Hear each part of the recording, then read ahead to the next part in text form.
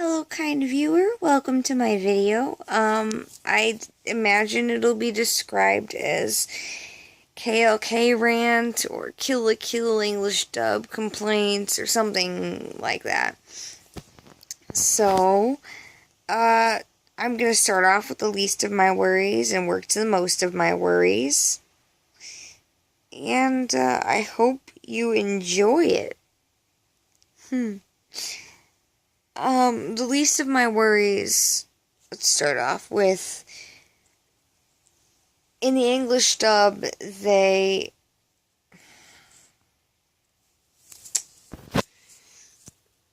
have this nasty little habit of attempting to pronounce things in the Japanese.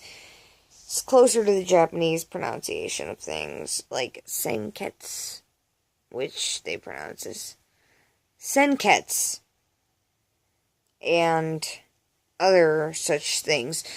It just kind of annoys me a little bit. I mean, I have bigger problems. I have bigger fish to fry than people with American accents attempting to pronounce Japanese words. Anyways, on to the next topic. Number 2 on my list of things that bother me about the show and this dub, mainly the dub at this early point. I'm focusing on dub-related problems. Takarada's entire dub voice, every scene he's in the dub is just fucking awful. Imagine, okay, I feel like the writing staff for the KLK dub came in one day and decided, oh, well, how are we going to translate Osaka Ben into English as a different sort of accent / colloquialism?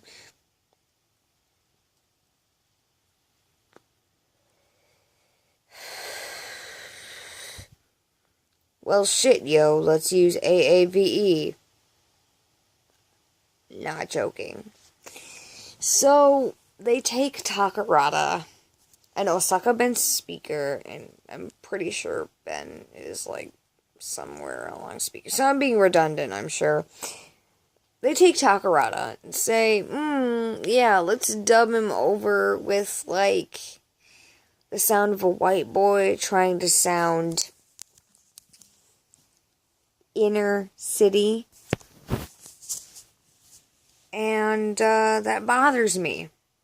That bothers me a good fair share. I mean, it probably bothers people who are actually black a lot more than it bothers me. Because, I mean, what am I? I'm just a white girl. I can't get the in-depth insult of this, but I sure can get some sort of insult from this, because I can't believe that they fucking decided this would be a good idea.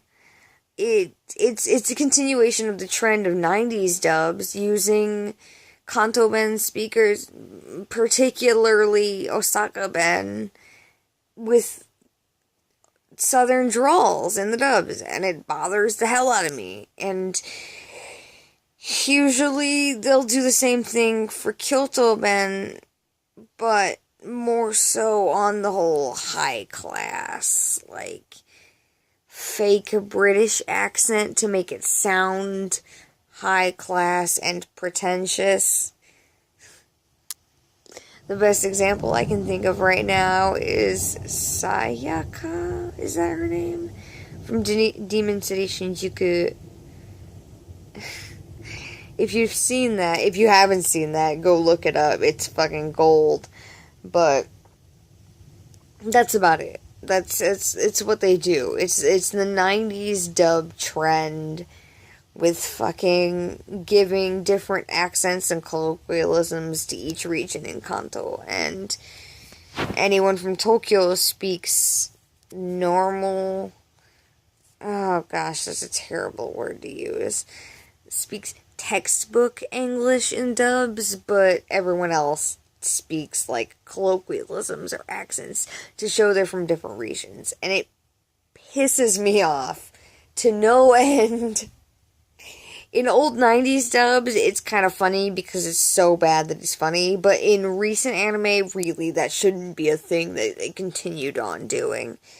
Number 3, we're getting pretty up there on the what pisses me off in fucking KLK's dub, but really, this gets more into the general area of the show, the slut shaming. Ryuko Matoi wears senketsu, which is like this transforming magical clothing imbued with life fibers, which are like aliens, I guess. When transformed, kind of a la magical girl sort of thing, but more along the lines of battle lingerie, it's a very revealing outfit.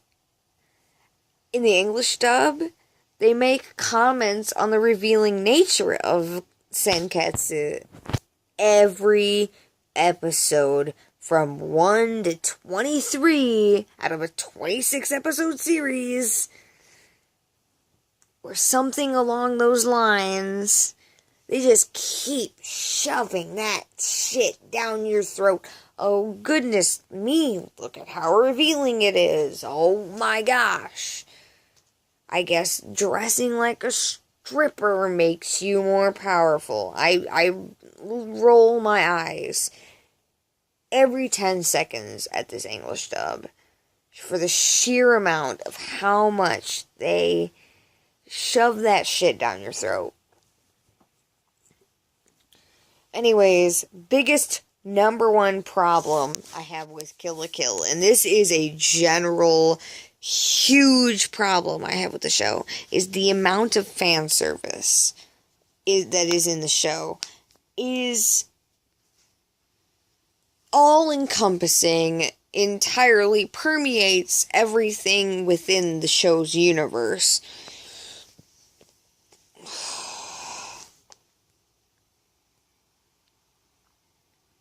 This kills the man. So, like, I can't... The show seems to carry some sort of theme of self-acceptance of one's own body. In the later episodes, when they introduce nudist speech, there's some sort of equal footing on how much body they show, how much skin, how much revealed body they show with all of the characters, between male and female and everything in between. They have a sort of equal footing in the later episodes. But in the early episodes, the only thing they seem to focus on during fights is Ryuko or Satsuki's body. Less so Satsuki. I mean, I can't tell if they're trying to make some sort of statement on owning one's sexuality and accepting sort of this natural form we are all born into in nudity, and this whole rejection of covering up thing. I don't know. It's a weird sort of... I can think it better than I can explain it. But I don't know if they're making a statement on what is human is human, or if they're just sort of succumbing to the sex sells mentality that a lot of anime has been doing lately. The fan service in this show, I mean, there is a good fucking chunk of this show that is entirely fan service. Even in the midst of, like, explosion-ridden battles, even the last battle, like, they're still showing this ridiculous amount of fan service. Instead of commenting on something bigger, they're sort of using the fan service and the explosions to make up for any sort of shortcoming they have. I don't know. It just... bothers me. So, if you like this type of video with me sitting here in front of a shitty camera complaining about anime, like and subscribe down there, or leave a comment, because after my next video, which will probably be Sword Art Online, I have no idea what to complain about. So, yeah, go ahead and do that. And I'll see you guys next time.